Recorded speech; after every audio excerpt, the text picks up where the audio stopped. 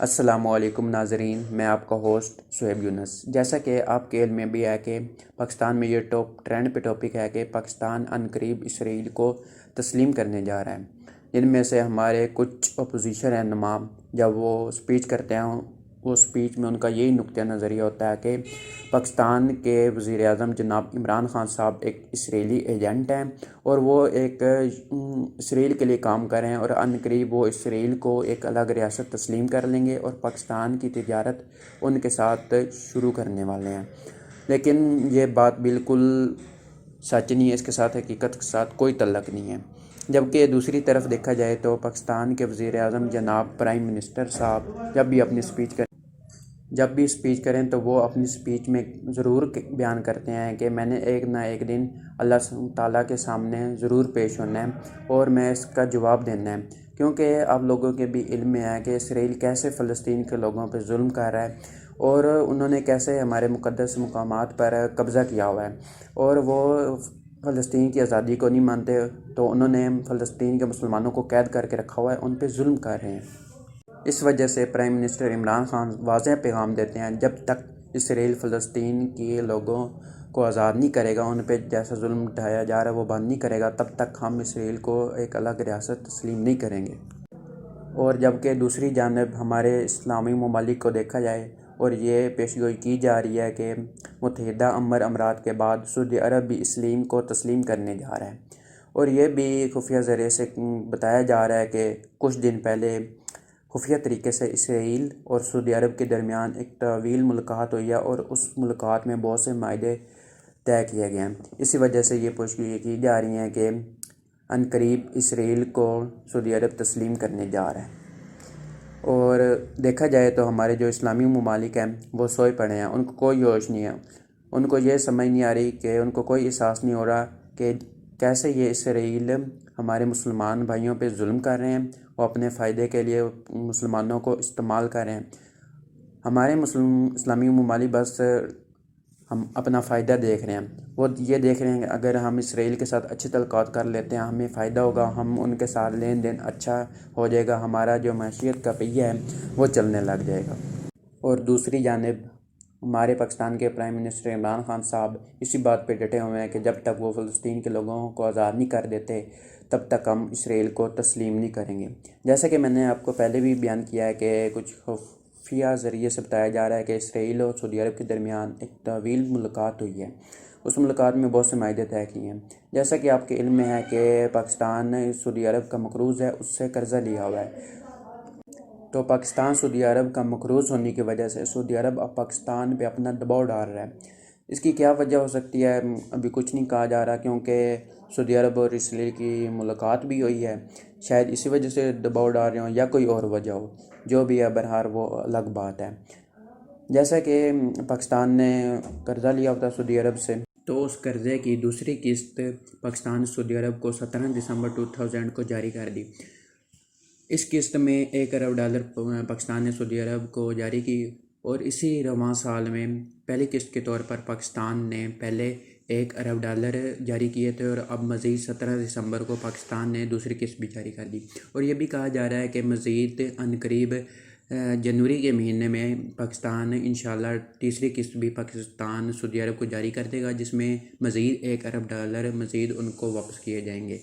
اس کے ساتھ ساتھ میں آپ کو یہ بھی بتاتا چلوں کہ یہ جو دوسری قسط پاکستان سعودی عرب کو جاری کی ہے یہ چین کی مدد سے کی ہے، تو کیونکہ آپ کو پتہ ہے کہ پاکستان کی ابھی اتنی حالت ٹھیک نہیں ہوئی کہ وہ پاکستان اپنے سارے قرضے واپس کر دے، تو اس دوسری قسط میں پاکستان کی چین نے بھرپور مدد کی، اور چین نے یہ اس پلیٹ فارم پر اکٹھے ہو کے یہ پیغام دینا چاہ رہا ہے دنیا کو کہ پاکستان اور چین دوست ہیں، جو بھی مشکل ہم پہ آئے گی ہم ایک ساتھ اکٹھے کھڑے ہوں گے۔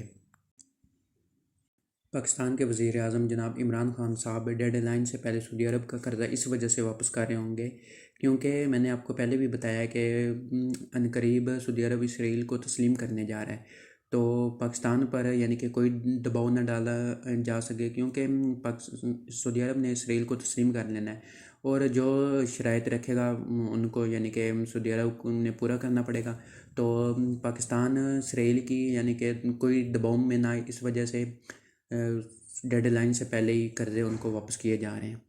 اور پرائم منسٹر عمران خان صاحب یہ واضح پیغام دے رہے ہیں جب تک اسرائیل فلسطین کو آزاد نہیں کرے گا تب تک ہم اسرائیل کو تسلیم نہیں کریں گے۔ اور دوسری جانب جو کرپٹ ٹولہ پی ڈی ایم کے نام سے بنا ہوا ہے، شور شرابہ اپنے کرپشن کو بچانے کے لیے شور شرابہ مچا رہا ہے، ان کا یہ دعویٰ ہے کہ عمران خان صاحب ایک یہودی ایجنٹ ہیں، وہ ایک اسرائیل کے لیے کام کر رہے ہیں۔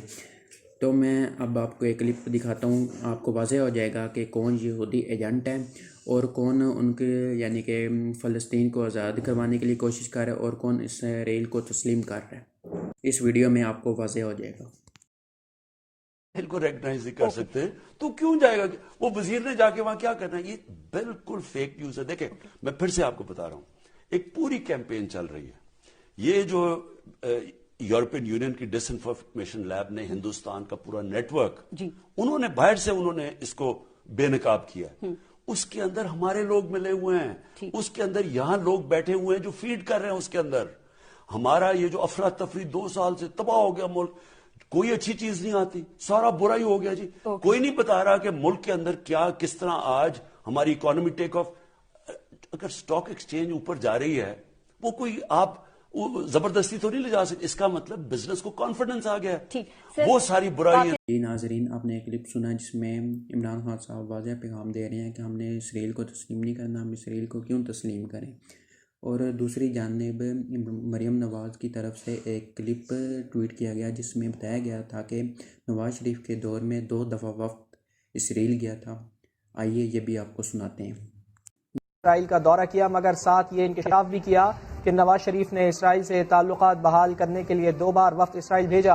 غلطی کا احساس ہو جانے پر مریم نواز نے ٹویٹ فوراً ڈیلیٹ کر دیا۔ یہ پہلی بار نہیں کہ مریم گزشتہ سال بھی ایک ایسا ٹویٹ کر چکی ہیں جو ان کی اپنی پارٹی کے خلاف تھا۔ ورلڈ بینک کی رپورٹ میں لیگی دور کے آخری 3 سال کو ناکام ترین قرار دیا گیا تھا۔ مریم نواز نے وہ ٹویٹ بھی ڈیلیٹ کر دیا تھا۔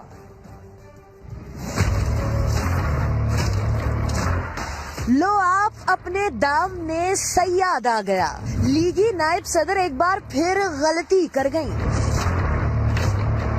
مریم نواز نے بغیر دیکھے اسرائیلی چینل کا کلپ ٹویٹ کر دیا۔ ویڈیو میں برطانوی تنظیم کا سربراہ نور زاری دعویٰ کر رہا ہے کہ وزیر اعظم کے ایک مشیر نے اسرائیل کا دورہ کیا۔ مریم نواز نے تو حکومت کو نشانہ بنانا چاہا، مگر شاید ویڈیو پوری نہیں دیکھی تھی، کیونکہ اسی ویڈیو میں نور زاری نے یہ بھی انکشاف کیا کہ نواز شریف نے 2 بار وفد اسرائیل بھیجا۔ Nawaz Sharif sent 2 delegations to Israel to normalize the relation, and Pakistan Prime Minister, ex-Prime Minister Benazir Bhutto, as well, she met an Israeli delegation in Washington. چال الٹی پڑ جانے پر مریم نواز نے ٹویٹ ڈیلیٹ کر دیا، مگر تیر کمان سے نکل چکا تھا۔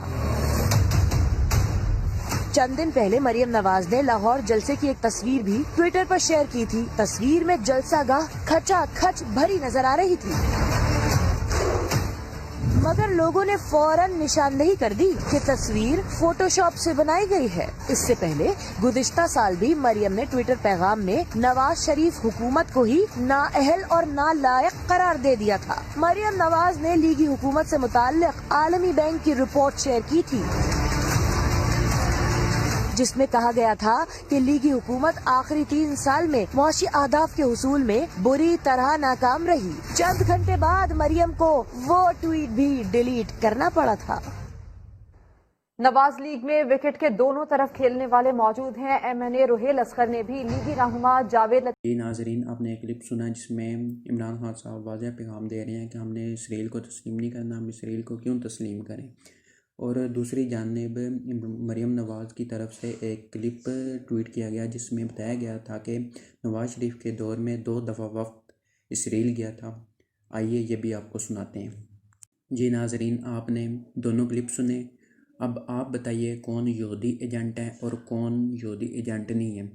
ان لوگوں کو شرم نہیں آتا جو پی ڈی ایم کے نام سے ایک ٹولہ بنا ہوا ہے، یہ اپنی کرپشن بچانے کے لیے اتنا شور شرابہ مچا رہا ہے، اور یہ کہہ رہے ہیں کہ عمران خان صاحب ایک یہودی ہیں، جو امریکہ جا کے جنرل اسمبلی میں خطاب کرتے ہوئے کہے کہ ہمارے ایمان لا الہ الا اللہ محمد رسول اللہ صلی اللہ علیہ وسلم پر ہے، اور ہم حضرت محمد صلی اللہ علیہ وسلم کو آخری نبی مانتے ہیں، ہمارا ان پہ یقین ہے، تو وہ کیسے یہودی ہو سکتا ہے جو یہودیوں کے محفل میں بیٹھ کے یہ بات کر رہے ہو ٹانگ پہ ٹانگ رکھ کے، تو وہ کیسے ایک یہودی ہو سکتا ہے؟ اب آپ ہی بتائیے کمنٹ میں کون سچا ہے اور کون جھوٹا۔ اگر میری یہ ویڈیو آپ کو پسند آئی ہے تو لائک کر دیں، سبسکرائب کر دیں، کیونکہ میں مزید ایسی انفارمیشن والی ویڈیوز لاتا رہوں گا۔ اپنا خیال رکھیے گا، اللہ حافظ۔